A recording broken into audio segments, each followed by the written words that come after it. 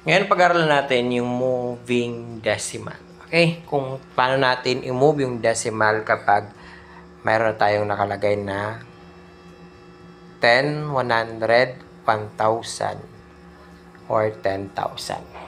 Okay po? Okay, so 3.23 times 10. Okay?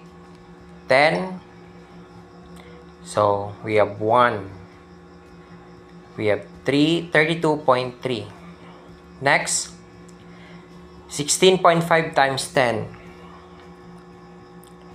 Move natin 1. So, 1, we have 165. Next, 325.7 times 100. Dalawang beses natin i-move. So, 32,570.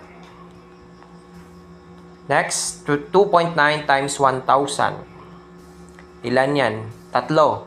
1, 2, 3. So, 1, 2, 3. So, 2,900.